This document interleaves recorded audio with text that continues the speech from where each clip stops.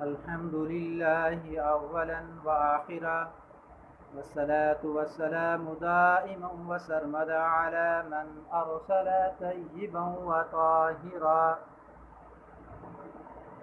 يا صاحب الجمال ويا سيد البشر، من وجهك المنير لقد نور القمر. لا يمكن الثناء كما كان حقه صلى الله عليه وسلم. رسول کریم صلی اللہ علیہ وسلم کے جسمانی احوال کے بارے میں عرض کر رہا تھا. رسول کریم صلی اللہ علیہ وسلم کا لعاب دہن یعنی تھوک مبارک حضرت انس رضی اللہ تعالی عنہ فرماتے ہیں، میں نے ہر قسم کے عطر کو سونگھا لیکن رسول اللہ صلی اللہ علیہ وسلم کے تھوک لعاب دہن کی خوشبو سے زیادہ کسی اور کو خوشبودار نہیں پایا. حضرت وائل بن حجر رضی اللہ عنہ فرماتے ہیں، میں رسول کریم صلی اللہ علیہ وسلم کے پاس پانی کا ڈول لے کے آیا تو رسول اللہ صلی اللہ علیہ وسلم نے اسے پیا، پھر جھوٹا بالٹی میں ڈال دیا یا بالٹی میں تھوکا تو اس سے مشک کی خوشبو آنے لگی. حضرت انس رضی اللہ تعالی عنہ فرماتے ہیں، ہمارے علاقے میں ایک کنواں تھا، رسول اللہ صلی اللہ علیہ وسلم نے اس میں تھوک دیا تو پورے مدینہ میں اس سے زیادہ میٹھا کسی کنویں کا پانی نہیں تھا. حضرت انس رضی اللہ تعالی عنہ فرماتے ہیں، رسول اللہ صلی اللہ علیہ وسلم نے قباء کے کنویں میں تھوک ڈال دیا تھا، اس کے بعد کبھی کنویں کا پانی خشک نہیں ہوا. یہ سب تھوک مبارک میں معجزے کے طور پہ یہ صفت آئی. خیبر کے موقع پہ حضرت علی رضی اللہ عنہ کی آنکھ دکھنے لگ گئی تو رسول اللہ صلی اللہ علیہ وسلم نے ان کو بلایا اور ان کی آنکھ میں رسول کریم صلی اللہ علیہ وسلم نے تھوک ڈالا، لعاب دہن ڈالا تو وہ بالکل ٹھیک ہو گئی، گویا کوئی بیماری تھی ہی نہیں. عتبہ بن فرقد کی بیوی کہتی ہیں، میرے شوہر عطر نہیں لگاتے تھے اور اس کا واقعہ یہ بتاتے تھے کہ رسول اللہ صلی اللہ علیہ وسلم کے زمانے میں مجھے کچھ دانے پھنسیاں نکل آئیں.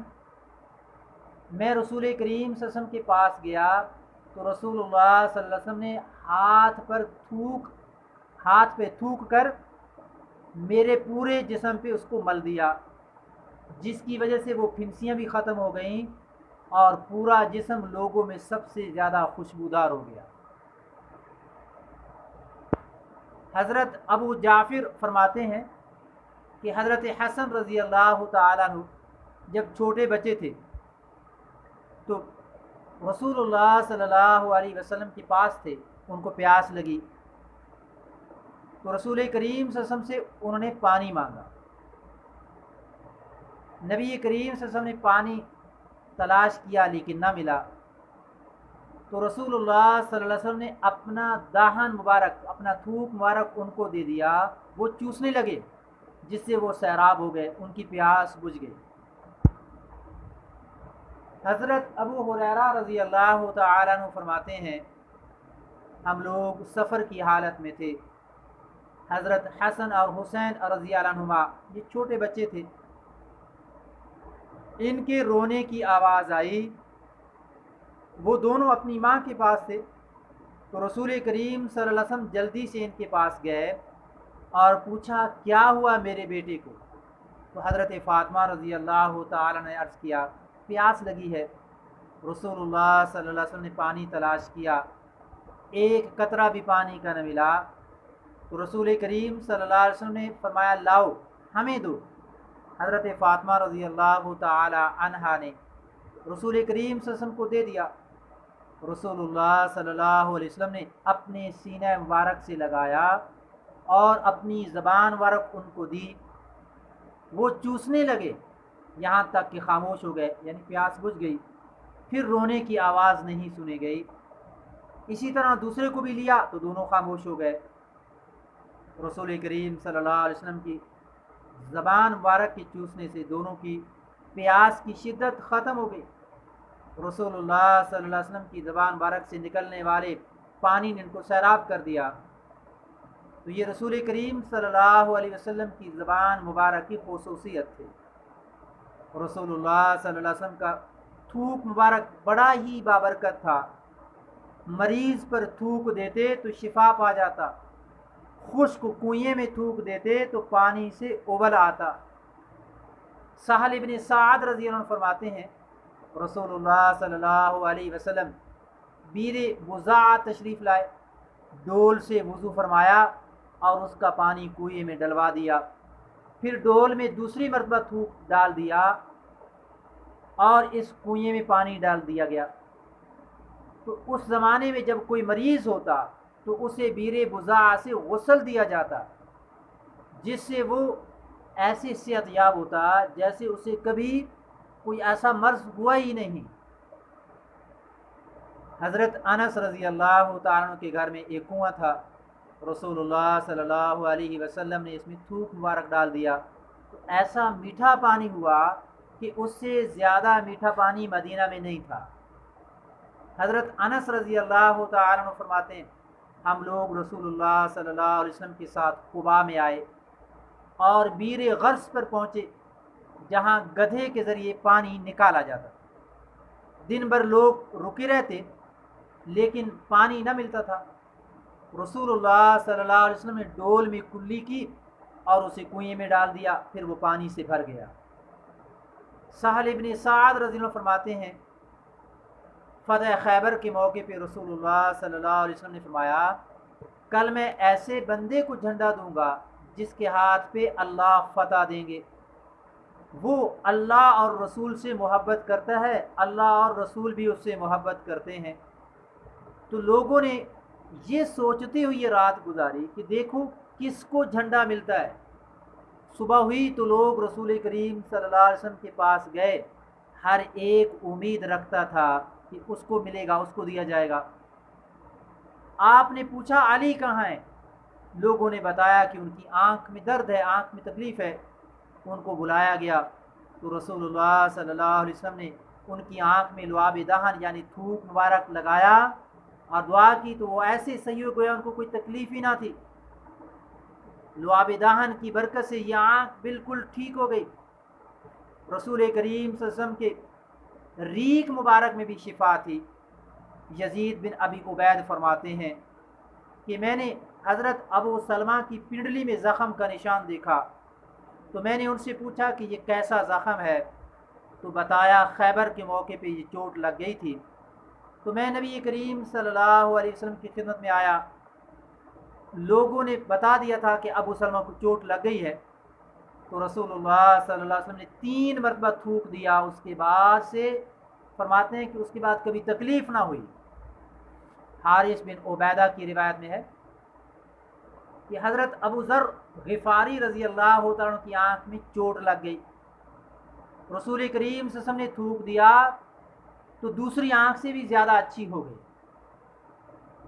حنش ابن عقیل رضی اللہ عنہ فرماتے ہیں رسول اللہ صلی اللہ علیہ وسلم نے مجھے اسلام کی دعوت دی، میں نے اسلام قبول کر لیا تو رسول کریم صلی اللہ علیہ وسلم نے مجھے اپنا جھوٹا ستو پلایا تو میں آج بھی پیاس کے وقت اس کی تراوٹ محسوس کرتا ہوں، بھوک لگتی ہے تو پیٹ بھر جاتا ہے۔ حضرت ابو قتادہ رضی اللہ عنہ فرماتے ہیں غزوہ ذی قرد میں تیر کا زخم چہرے پہ لگ گیا، رسول اللہ صلی اللہ علیہ وسلم نے اس پہ تھوک دیا، اس کے بعد سے اس کا یہ اثر ہوا کہ کبھی وہاں چوٹ نہیں لگی۔ اکرمہ فرماتے ہیں زید بن معاذ رضی اللہ عنہ کے پاؤں میں کعب ابن اشرف کے قتل کے واقعہ میں تلوار کا نشان پڑ گیا تھا، تلوار سے زخم، تو رسول کریم صلی اللہ علیہ وسلم نے تھوک دیا جس سے وہ زخم ٹھیک ہو گیا۔ حضرت جرحد رضی اللہ عنہ فرماتے ہیں وہ رسول کریم صلی اللہ علیہ وسلم کے پاس آئے، سامنے کھانا رکھا ہوا تھا، تو جرحد نے بایاں ہاتھ کھانے کے قریب کیا، کیونکہ ان کے دائیں ہاتھ میں تکلیف تھی، تو رسول اللہ صلی اللہ علیہ وسلم نے اس پہ تھوک دیا، وہ دایاں ہاتھ ٹھیک ہو گیا، پھر کبھی تکلیف نہ ہوئی۔ یعلا بن مرہ فرماتے ہیں میں نے رسول اللہ صلی اللہ علیہ وسلم کے ساتھ مکہ کا سفر کیا تو ایک عجیب واقعہ پیش آیا۔ ایک عورت آئی اور وہ کہنے لگی اے اللہ کے نبی صلی اللہ علیہ وسلم، یہ میرا بیٹا ہے، اس پہ کچھ اثرات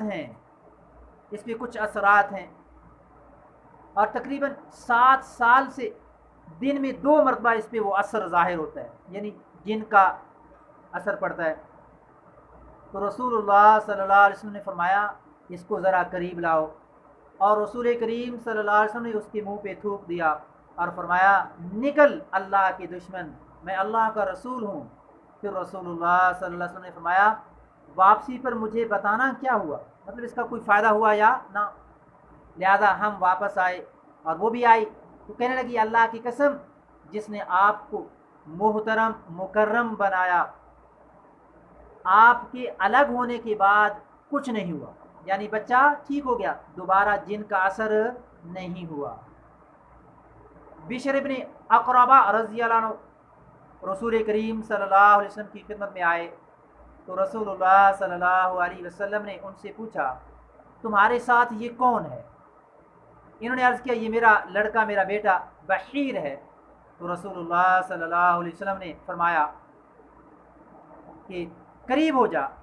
میں قریب ہو گیا تو میں نے کہا بحیرہ، اے اللہ کے رسول کریم صلی اللہ علیہ وسلم نے فرمایا تمہارا نام بشیر ہے، اور میری زبان میں لکنت تھی، تو رسول کریم صلی اللہ علیہ وسلم نے میرے منہ میں تھوک دیا تو میری زبان سے وہ لکنت ختم ہو گئی، اور سر کے جس حصے پر آپ نے ہاتھ پھیرا وہ تو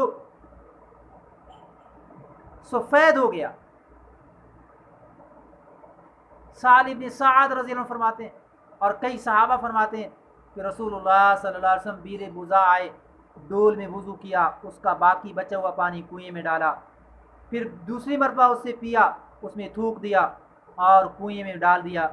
جب رسول اللہ صلی اللہ علیہ وسلم کے زمانے میں کوئی بیمار ہوتا تو کہا جاتا تھا کہ بیر بوزا سے اس کو غسل کرواؤ، لہذا اسے غسل دے دیا جاتا تو وہ بالکل ٹھیک ہو جاتا۔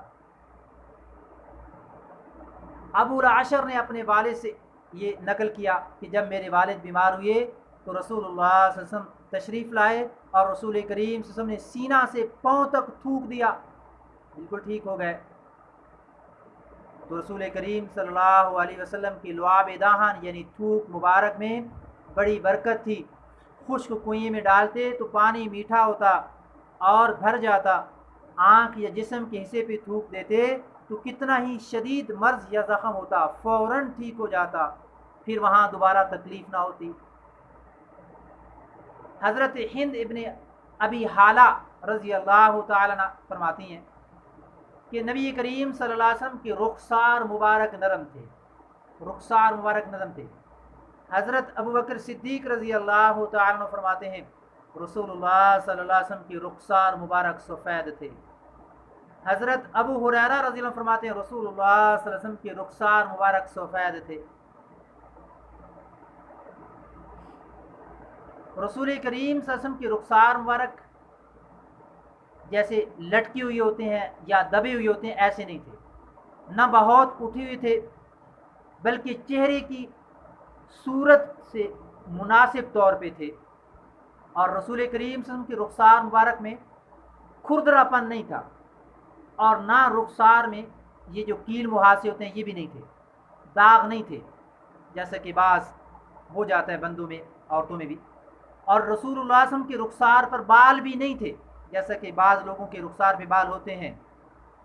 یہ حسن اور چہرے کی خوشنمائی کو، یہ بال اور داغ حسن اور چہرے کی خوشنمائی رونمائی کو کھو دیتا ہے، رسول اللہ صلی اللہ علیہ وسلم کے رخسار مبارک کی کیفیت میں راوی فرماتے ہیں کہ نہ کیل تھے، نہ محاسے، نہ بال تھے۔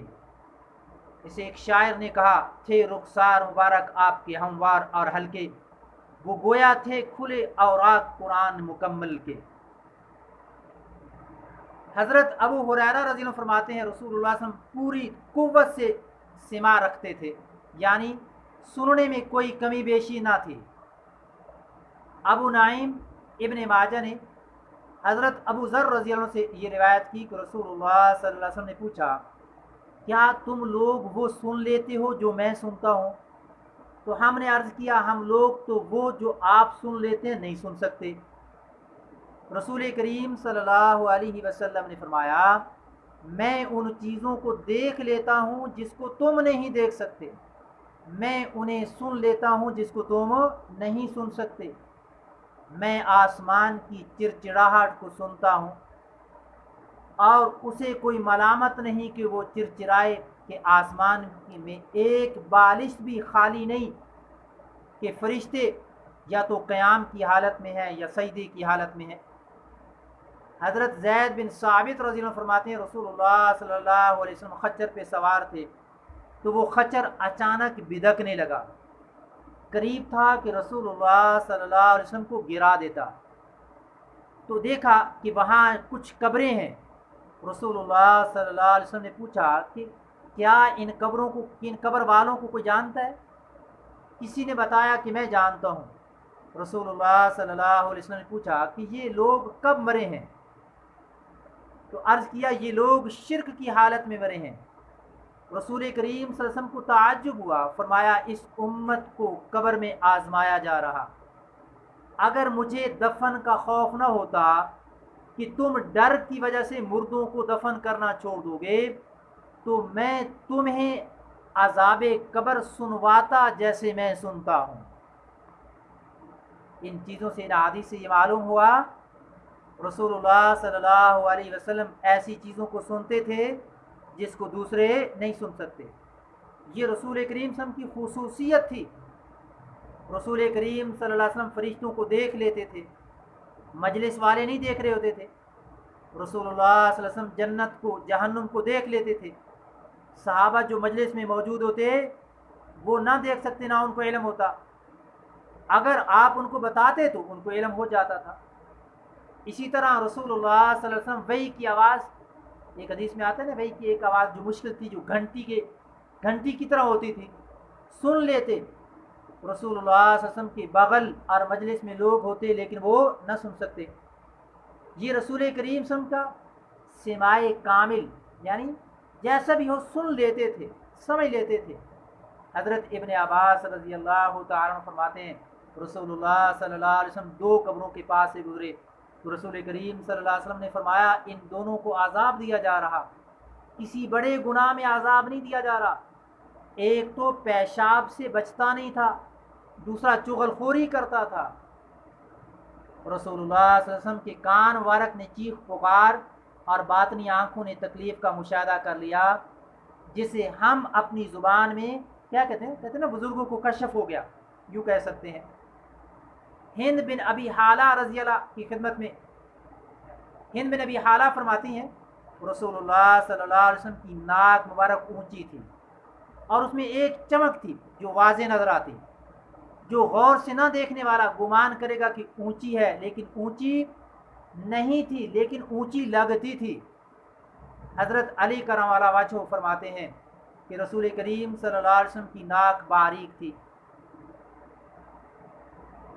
بہقی میں ایک صحابی سے روایت ہے کہ نبی علیہ الصلوۃ والسلام کی ناک باریک تھی۔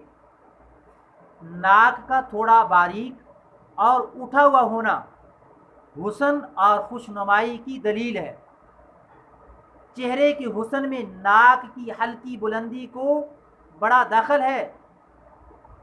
رسول کریم صلی اللہ علیہ وسلم کی ناک مبارک بلندی کے ساتھ قوس کی شکل میں تھی، یعنی اوپر سے تھوڑی جھکی ہوئی تھی، لہذا بالکل اٹھی ہوئی ہونے سے ناک کے سوراخ سامنے نظر آتے ہیں جو حسن کے خلاف سمجھا جاتا ہے۔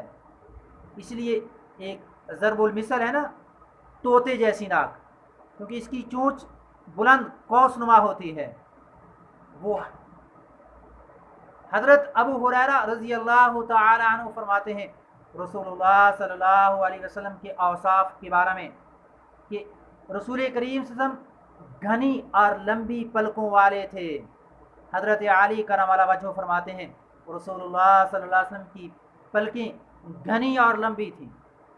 हज़रत अबू हुरैरा रज़ी अल्लाह तआला अन्हु फरमाते हैं कि रसूल करीम सल्लल्लाहु अलैहि वसल्लम की आँखों की पलकें लंबी और घनी थी। मुला अली कारी रहमतुल्लाह ने लिखा है पलकों पर बाल बहुत थे और लंबे थे।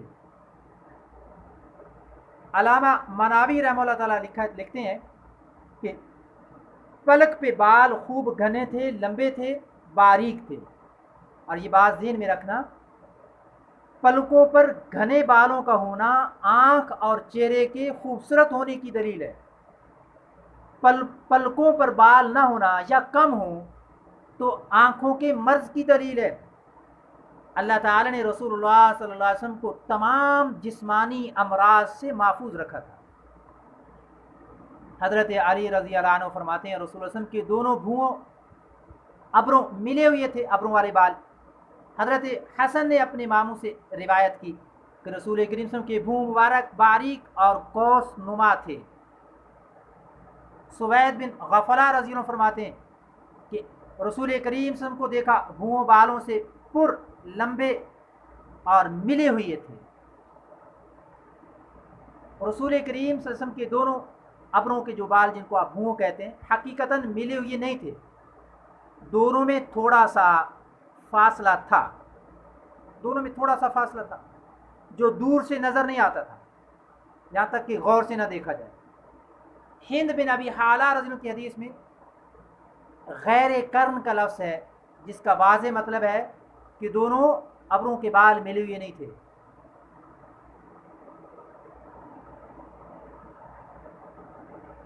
रसूल करीम सल्लल्लाहु अलैहि वसल्लम की दाढ़ी मुबारक के बारे में हज़रत बरा रज़ी अल्लाह फरमाते हैं रसूलुल्लाह सल्लल्लाहु अलैहि वसल्लम की दाढ़ी मुबारक घनी थी। हज़रत जाबिर इब्न सामुरा रज़ी अल्लाह फरमाते हैं रसूलुल्लाह सल्लल्लाहु अलैहि वसल्लम की दाढ़ी मुबारक घनी थी। नाफे बिन जुबैर ने हज़रत अली रज़ी अल्लाह से रिवायत की कि रसूल करीम सल्लल्लाहु अलैहि वसल्लम का सर मुबारक बड़ा, दाढ़ी मुबारक बड़ी थी। हज़रत अबू हुरैरा रज़ी अल्लाह तआला अन्हु फरमाते हैं कि रसूलुल्लाह सल्लल्लाहु अलैहि वसल्लम की दाढ़ी मुबारक काली थी, दांत बड़े खूबसूरत थे। हज़रत साद बिन अबी वक़ास रज़ी अल्लाह फरमाते हैं रसूलुल्लाह सल्लल्लाहु अलैहि वसल्लम के सर और दाढ़ी मुबारक के बाल बिल्कुल बहुत काले थे। रसूलुल्लाह सल्लल्लाहु अलैहि वसल्लम की दाढ़ी मुबारक बहुत घनी, लंबी और खूब काली थी। ये सेहत और क़ुव्वत की दलील है। रसूलुल्लाह सल्लल्लाहु अलैहि वसल्लम की दाढ़ी मुबारक इतनी लंबी थी कि सीने तक आती थी, सीने तक। इब्न असाकिर में एक रिवायत है हज़रत अनस रज़ी अल्लाह तआला अन्हु ने रसूलुल्लाह सल्लल्लाहु अलैहि वसल्लम की दाढ़ी की लंबाई वुसअत हाथ से इशारा करके बताया, यहाँ कि यहाँ यानी सीना मुबारक तक फैली हुई थी। शरह अहया में हज़रत अबू बकर सिद्दीक रज़ी अल्लाह के बारे में हज़रत सिद्दीक अकबर की भी दाढ़ी घनी और फैली हुई थी। हज़रत अली करम वजह तो इस कदर दाढ़ी घनी थी कि सीने के दोनों तरफ घेरे हुए होते थे। और दाढ़ी का खुला वसी होना ये भी अच्छाई की अलामत है, हुस्न की अलामत है। जिन लोगों की दाढ़ी सिर्फ थोड़ी पे होती है वो अच्छी नहीं लगती, इससे चेहरे का भी हुस्न नहीं खिलता। लंबी चौड़ी दाढ़ी से चेहरे का हुस्न वाज़ेह होता है, चेहरा पुरवकार लगता है, जिसे कहते हैं ना वजी चेहरे वाले। जहम इब्न ज़हाक ने एक सहाबी से पूछा तुमने नबी करीम सल्लल्लाहु अलैहि वसल्लम को देखा है? तो इन्होंने फरमाया कि हाँ मैंने देखा है। रसूलुल्लाह सल्लल्लाहु अलैहि वसल्लम दरमियाना कद के, ज़रा लंबे, बड़ी खूबसूरत दाढ़ी वाले थे। हज़रत अनस रज़ी अल्लाह अन्हु फरमाते हैं रसूलुल्लाह सल्लल्लाहु अलैहि वसल्लम सर में तेल ज़्यादा लगाते थे, कसरत से तेल लगाते थे और दाढ़ी में कंघी फरमाते थे। हज़रत जाबिर बिन सामुरा रज़ी अल्लाह फरमाते हैं रसूलुल्लाह सल्लल्लाहु अलैहि वसल्लम तेल लगाते फिर कंघी फरमाते। داڑھی میں کنگھی کرنا سنت ہے کیونکہ اسے داڑھی اچھی لگتی ہے، اگر پراگندہ بکھری داڑھی ہو تو بڑی عجیب سی ہوتی ہے۔ حضرت جابر رضی اللہ عنہ فرماتے ہیں کہ رسول اللہ صلی اللہ علیہ وسلم داڑھی میں تیل لگاتے، تیل لگانے سے بالوں کی خشکی دور ہوتی ہے، بالوں میں چمک پیدا ہوتی ہے اور بال ٹوٹتے نہیں ہیں۔ حضرت انس رضی اللہ عنہ فرماتے ہیں رسول اللہ صلی اللہ علیہ وسلم داڑھی مبارک میں روزانہ پانی لگا کر اس کو سنوارتے تھے۔ پانی لگا کر داڑھی میں کنگھی کرنے سے بال جو ہیں وہ صحیح ہو جاتے ہیں، ٹوٹتے نہیں ہیں، ذرا کنگھی بھی آسانی سے ہو جاتی ہے۔ رسول اللہ صلی اللہ علیہ وسلم کبھی کبھی تیل لگاتے لیکن داڑھی میں اکثر پانی لگاتے تھے۔ داڑھی میں تیل کبھی لگایا لیکن پانی اکثر لگاتے۔ حضرت ام سلمہ ابن اقوا فرماتی ہیں رسول اللہ صلی اللہ علیہ وسلم مشک سر اور داڑھی میں لگاتے یعنی خوشبو۔ حضرت ابن عباس رضی اللہ عنہ فرماتے ہیں جب رسول اللہ صلی اللہ علیہ وسلم تیل یا زعفران داڑھی میں لگانا چاہتے تو پہلے ہاتھ پہ رکھتے پھر داڑھی پہ لگاتے۔ رسول اللہ صلی اللہ علیہ وسلم کو خوشبو بہت پسند تھی، اس لیے داڑھی میں بھی مشک و زعفران لگاتے۔ یاد رکھنا بالوں پہ عطر لگانا صحیح ہے لیکن چہرے پہ عطر یا خوشبو لگانا مناسب نہیں ہے، اس سے منع کیا گیا ہے۔ حضرت عائشہ رضی اللہ تعالی عنہ فرماتی ہیں رسول اللہ صلی اللہ علیہ وسلم جب غمگین رنجیدہ ہوتے تو داڑھی مبارک کو ہاتھ سے پکڑ لیتے، یہ رسول کریم صلی اللہ علیہ وسلم کے پریشان ہونے کی علامت تھی۔ رسول اللہ صلی اللہ علیہ وسلم داڑھی کو دست مبارک سے لیتے، یہ کبھی ہوتا، ورنہ رسول اللہ صلی اللہ علیہ وسلم داڑھی کو ہاتھ سے پکڑنے کی عادت نہیں رکھتے تھے۔ بعض لوگوں کو دیکھا گیا نا کہ داڑھی پہ ہاتھ رکھ کر اس کو سہلاتے رہتے، داڑھی پہ ہاتھ پھیرتے رہتے، یہ عادت اچھی نہیں ہے۔ رسول اللہ صلی اللہ علیہ وسلم ان امور سے پاک تھے، ان باتوں سے پاک تھے، کبھی ہاتھ رکھ لیا تو کوئی حرج نہیں لیکن عادت نہیں تھی۔ ہند بن ابی حالہ رضی اللہ عنہ فرماتی ہیں رسول اللہ صلی اللہ علیہ وسلم کی گردن مبارک ایسی خوبصورت اور باریک تھی جیسے مورتی کی گردن صاف تراشی ہوئی ہوتی ہے اور رنگ میں چاندنی جیسی صاف۔ حضرت عمر رضی اللہ عنہ اور حضرت علی کرم اللہ وجہہ فرماتے ہیں رسول اللہ صلی اللہ علیہ وسلم کی گردن مبارک کیا تھی، ایسے جیسی چاندی کی چھاگل۔ حضرت معبد رضی اللہ عنہ فرماتی ہیں رسول اللہ صلی اللہ علیہ وسلم کی گردن مبارک بلند تھی۔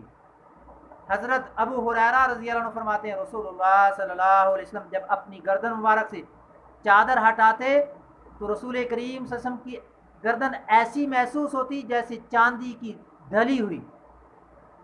حضرت انس رضی اللہ تعالی عنہ فرماتے ہیں رسول اللہ صلی اللہ علیہ وسلم کی گردن مبارک سے کپڑا ہٹ گیا اور گردن مبارک جو نظر آئی تو اس کا منظر میرے سامنے ہے کہ کندھا گردن ایسے معلوم ہو رہا جیسے چاند کا ٹکڑا ہو۔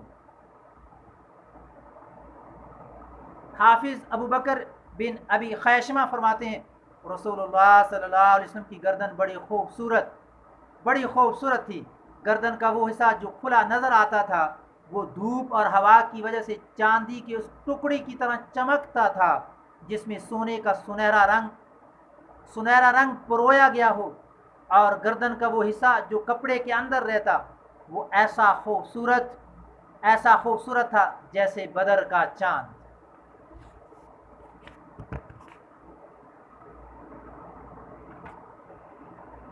حضرت برا رضی اللہ عنہ فرماتے ہیں رسول اللہ صلی اللہ علیہ وسلم کے دونوں کندھوں کے درمیان تھوڑا فاصلہ تھا۔ ابن مسیب رحمہ اللہ نے حضرت ابو ہریرہ کا یہ فرمان نقل کیا کہ رسول اللہ صلی اللہ علیہ وسلم کے دونوں کندھوں کے درمیان کچھ فاصلہ تھا۔ حضرت علی رضی اللہ عنہ فرماتے ہیں رسول اللہ علیہ وسلم کا کندھا بڑا یعنی وسیع کشادہ تھا۔ حضرت علی رضی اللہ عنہ فرماتے ہیں رسول اللہ صلی اللہ علیہ وسلم کے کندھوں اور جوڑوں کی ہڈیاں بلند مضبوط تھیں۔ رسول اللہ صلی اللہ علیہ وسلم کے دونوں کندھوں کے درمیان فاصلہ، اس کے بارے میں محدثین نے یہ لکھا ہے کہ رسول اللہ صلی اللہ علیہ وسلم کا سینہ چوڑا وسیع تھا، یہ صحت اور طاقت کی علامت ہے۔ مولا علی قاری رحمہ اللہ نے لکھا ہے کہ کندھوں کے فاصلے سے سینہ اور پیٹھ کے کشادہ ہونے کی طرف اشارہ ہے۔ سینے کی کشادگی سخاوت اور وقار پہ دلالت کرتی ہے۔ ابن حجر رحمہ اللہ نے لکھا ہے اس سے معلوم ہوتا ہے کہ سینے کے اوپر کا حصہ کشادہ تھا۔ حضرت ابو سعد کی روایت میں سینے کی کشادگی کا ذکر ہے۔ حضرت علی کرم اللہ وجہ فرماتے ہیں رسول اللہ صلی اللہ علیہ وسلم کی ہڈیوں کے سرے اور کندھے بلند اور مضبوط تھے۔ حضرت جبیر بن مطعم رضی اللہ عنہ فرماتے ہیں رسول اللہ صلی اللہ علیہ وسلم کی ہڈیوں کے سرے اور جوڑ مضبوط اور گوشت سے بھرے ہوئے تھے۔ یعنی ہڈی کے سرے جوڑ مثلا جیسے کونی ہے، یہ کندھا اور یہ کلائی وغیرہ کی ہڈیاں نکلی اور پتلی نہیں تھی جیسے کہ عام طور پر نا کمزور مریض کی ہڈیاں میں ہوتا ہے۔ رسول اللہ صلی اللہ علیہ وسلم کی ہڈیوں پہ گوشت تھا اور بڑی تھیں، دیکھنے میں بڑی خوبصورت تھیں۔ آج کا اتنا ہی، انشاءاللہ مزید پیر سے مزید رسول کریم صلی اللہ علیہ وسلم کی جسمانی حالات پہ ہم مذاکرہ کریں گے۔ اللہ سے دعا ہے کہ اللہ تعالی ہمیں رسول کریم صلی اللہ